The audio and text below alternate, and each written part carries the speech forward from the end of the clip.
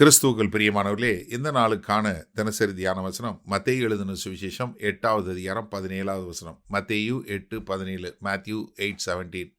அவர் தாமே நம்முடைய பலவீனங்களை ஏற்றுக்கொண்டு நம்முடைய நோய்களை சுமந்தார் என்று ஏசாயா தீர்க்கதரிசியினால் உரைக்கப்பட்டது நிறைவேறும்படி இப்படி நடந்தது. இது நடந்ததுக்கான காரணம் என்ன? சொல்லப்பட்ட தீர்க்க தரிசனம் நிறைவேற்றப்பட்டது. அதாவது நம்ம மறுபடியும் ஒரு நிமிஷம் நம்முடைய கண்களுக்கு முன்பாக கொண்டு வருவோம். அதாவது மத்தேயு இந்த சுவிசேஷத்தை எழுதுறது யாருக்கு எழுதுறாரு? யூதர்களுக்கு எழுதுறாரு. அந்த யூதர்கள் என்ன, மேசியா வரப்போகிறார், எங்களை ரட்சிக்கிற ரட்சகர் வரப்போறார்னு காத்திருக்க மக்கள். அதனால அவங்களுக்கு சொல்லும்போது என்ன சொல்லி எழுதுறாரு?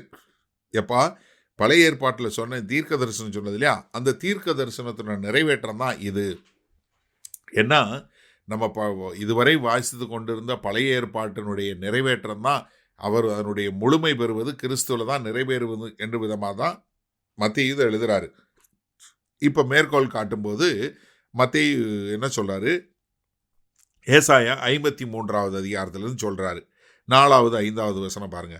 மெய்யாகவே அவர் நம்முடைய பாடுகளை ஏற்றுக்கொண்டு நம்முடைய துக்கங்களை சுமந்தார், நாமோ அவர் வாதினால் அடிபட்டு வாதிக்கப்பட்டு சிறுமைப்பட்டவர் என்று எண்ணினோம். நம்முடைய மீறுதல்கள் நிமித்தம் அவர் காயப்பட்டு நம்முடைய அக்கிரமங்களின் நிமித்தம் அவர் நொறுக்கப்பட்டார். நமக்கு சமாதானத்தை உண்டு பண்ணும் ஆக்கினை அவர் மேல் வந்தது, அவருடைய தழும்புகளால் குணமாகிறோம் அப்படிங்கிற ஒரு காரியத்தினுடைய நிறைவேற்றம் தான். ஏன்னா பவுல் இதை குறித்து எழுதும்போது எதில் எழுதுறாரு? கலாத்தியர் 3வது அதிகாரம் 13வது வசனம் சொல்லும்போது, மரத்திலே தூக்கப்பட்ட எவனும் சவிக்கப்பட்டவன் என்று எழுதியிருக்கிறபடி கிறிஸ்து நமக்காக சாபமாகி நியாயப்பிரமாணத்தின் சாபத்திற்கு நம்மை நீங்களாக்கி மீட்டு கொண்டார். எப்படி? நம்மை நீங்களாக்கி மீட்டு கொண்டார் என்று சொல்லக்கூடியதாக. ஏன்னா இது பேதுரு தன் நிருபத்தில் எழுதும்போது 1 பேதுரு 2வது அதிகாரம் 24வது வசனத்தில் 25வது வசனம் சொல்லும்போது, நாம் பாவங்களுக்கு செத்து நீதிக்கு பிழைத்திருக்கும்படிக்கு அவர் தாமே நமது சரீரத்திலே நம்முடைய பாவங்களை சிலுவையின் மேல் சுமந்தார், அவருடைய தழும்புகளால் குணமானீர்கள். சிதறுண்ட ஆடுகளைப் போல் இருந்தீர்கள், இப்பொழுதோ உங்கள் ஆத்துமாக்களுக்கு மேய்ப்பரும் கண்காணியுமானவரிடத்தில் திருப்பப்பட்டிருக்கிறீர்கள். என்ன, இந்த கர்த்தராகிய இயேசு கிறிஸ்து வேற யாரும் இல்லை. அவர் யாரு? உங்களுக்கு முன்னாடி தீர்க்க தரிசனமாக கர்த்தருடைய தீர்க்க தரிசிகள் மூலமாய் சொல்லப்பட்ட அந்த தீர்க்க தரிசனத்துடைய நிறைவேற்றம் தான் இந்த கர்த்தராகிய இயேசு கிறிஸ்து. அதனால தான் அவர் என்ன பண்ணாரு? இங்கே இருக்கிற எல்லா பிணியாளிகளையும் குணமாக்கி அவர்தான் அந்த ராஜா, அவர்தான் நம்மை ரட்சிக்க வரப்போகிற ரட்சகர் என்பதை நமக்கு காட்டும் விதமாக இது நடைபெற்றது என்று சொல்லக்கூடிய ஒரு காரியத்தை நம்ம பார்க்கிறோம். சரி, இந்த நாளில் இந்த வசனத்தை நம்ம எப்படி எடுத்துக்கொள்வது?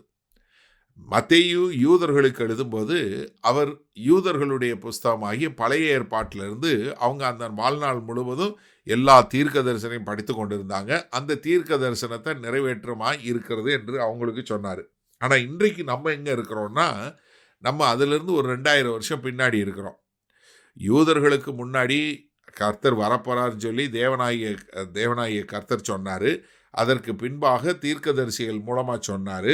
தீர்க்கதரிசிகள் சொன்ன தீர்க்க தரிசனம் நிறைவேறும் விதமாக கர்த்தராகிய இயேசு கிறிஸ்து வந்தார், பிறந்தார், வளர்ந்தார், காரியங்களை செய்தார், மரித்தார், உயிர் தெழுந்தார். அதற்கு பின்பாக சபை தொடங்கப்பட்டது. இப்பொழுது அந்த சபை இயங்கிக் கொண்டிருக்கிறது. அதில் நம்ம ஒரு அங்கம். அப்போ இந்த மத்தேயு சுவிசேஷம் எழுதும் போதும் சரி, இந்த எழுதின சுவிசேஷத்தை வாசித்தவங்களை காட்டிலும் இன்றைக்கு இதை வாசிக்கும்போது நமக்கு முழு பிக்சர், த ஹோல் பிக்சர் என்று சொல்லக்கூடிய முழு காரியமும் நமக்கு தெரியுதா?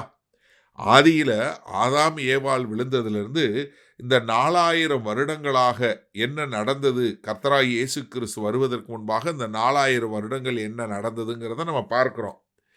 அதற்கு பின்பாக இந்த 2000 வருஷமாக எப்படி கர்த்தர் தன்னுடைய சபையை பரிசுத்த ஆவியை கட்டி கொண்டு இருக்கிறார்னு நம்ம பார்க்கிறோம். அப்போ இது எல்லாரையும் காட்டிலும் யார் பெரிய ப்ரிவிலேஜ்டு பீப்புள், ஒரு சிறப்புரிமை பெற்ற மக்கள்னா இந்த செய்தியை பிரசங்கிக்கிற நானும், இதை கேட்டுக்கொண்டு இருக்கிற நீங்களும். நல்லா கவனிங்க. அதாவது நமக்கு கொடுக்கப்பட்டிருக்கிற ஒரு மகா பெரிய ஒரு சிறப்புரிமை என்ன தெரியுமா?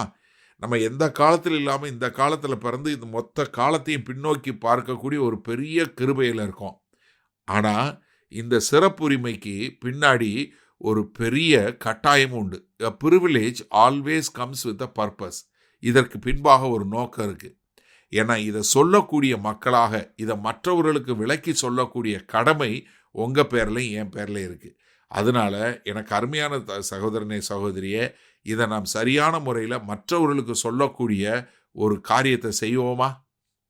மகா கிருபையும் இரக்கம் நிறைந்த எங்கள் அன்பின் தகப்பனே, இதை எங்களுக்கு இப்படிப்பட்ட ஒரு உன்னதமான பாக்கியத்தை கொடுத்துருக்கீங்க. அதை உணர்ந்து கொண்டு அதை சரியான முறையில் நாங்கள் செய்யக்கூடிய மக்களாக இருக்க எங்களுக்கு கிருபை பாராட்டுங்க. இதோ உம்முடைய காரியத்தை நாங்கள் மற்றவர்களுக்கு எடுத்து சொல்லக்கூடிய மக்களாய் வாழ எங்களை ஒப்புக் கொடுக்கிறோம். மீட்பெறும் இரட்சகருமாகிய இயேசு கிறிஸ்துவின் மூலம் பிதாவே, ஆமேன். கர்த்தர் உங்களை ஆசீர்வதிப்பாராக. நாம் இன்று மாலை மண்ணால் சந்திப்போம்.